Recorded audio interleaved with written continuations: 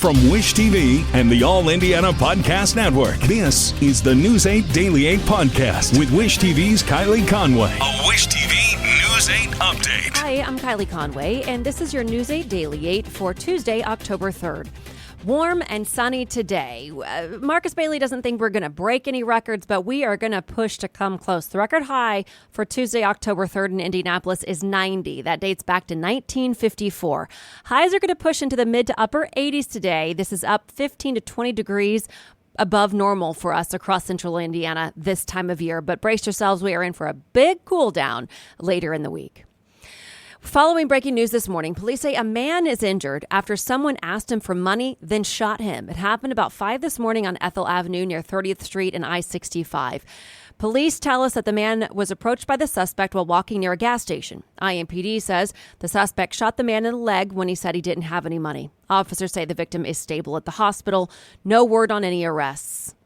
A driver died after an early morning crash in Franklin. It happened around 5:45 on South Mox Ferry Road, southwest of US 31. The Johnson County Sheriff's Office says the crash involved one vehicle. Authorities had the road shut down for several hours as investigators tried to piece together what happened.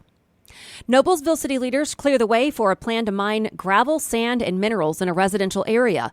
The Board of Zoning Appeals approved Beaver Materials land use variance last night with a 3-2 vote. The company plans to buy 68 acres north of 161st Street along Cherry Tree Road. Crews will extract gravel, sand, and minerals for 10 years before returning the site to its natural state.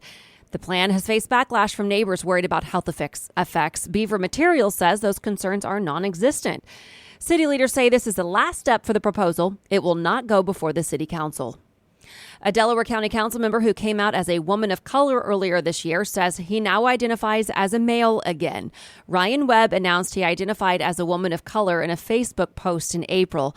The Republican announced yesterday he now identifies as a male.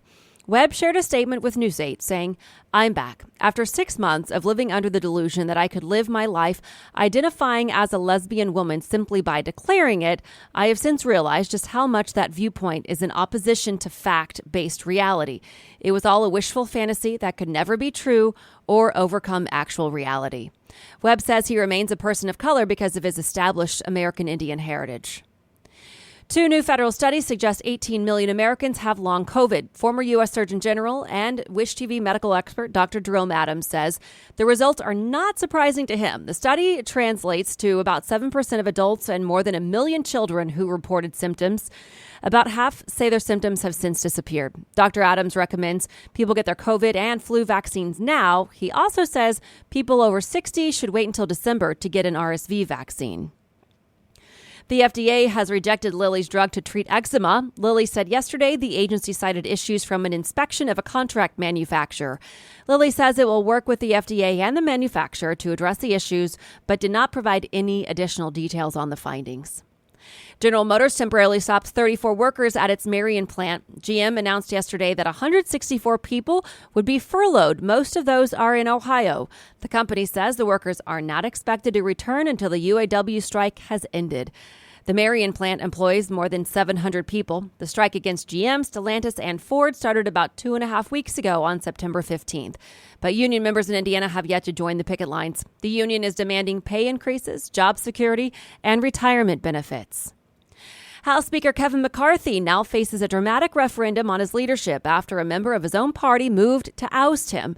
Representative Matt Gaetz rose in the chamber last night to file the motion. The resolution would set a snap vote in the coming days. Only a handful of right-wing Republicans have signaled that they're willing to vote to remove McCarthy. Gaetz admitted that the effort is likely to fail, but remains optimistic. McCarthy responded on social media minutes after Gaetz filed the motion. He says, "Bring it on." Today, Hunter Biden is due back in a Delaware courtroom. The president's son is set to plead not guilty to federal firearms charges. He's accused of lying about his drug use in October of 2018 on a form to buy a gun. Biden has since acknowledged struggling with an addiction to cocaine during that period. His attorneys maintain he did not break a law. Also today, an accountant for Donald Trump is set to take the stand in the former president's business fraud trial in New York. The state's attorney general accuses Trump of lying for years about the value of his assets on financial statements for banks. Opening arguments in the case started yesterday. Trump attended the first day of trial. He was under no obligation to do so, and he says he's contemplating whether he returns today. Also today, jury selection begins in the trial against fallen FTX founder Sam Bankman-Fried. Prosecutors say he cheated thousands of customers in what they call one of the biggest frauds in U.S. history. Bankman-Fried pleaded not guilty to wire fraud and conspiracy. A judge ordered him back to jail last month, accused of trying to influence witnesses. His lawyers appealed that decision, saying he cannot properly prepare for trial. The trial is expected to end before Thanksgiving. Police say a 9-year-old girl who vanished during a family camping trip in upstate New York has been found safe, and a suspect is under arrest after a 2-day search. New York State Police say Charlotte Sena was found last night. The state's governor says police arrested Craig Nelson Ross Jr. in a trailer on his mother's property and rescued Charlotte. Officials say Ross was identified as a suspect after he left a ransom note at Charlotte's home.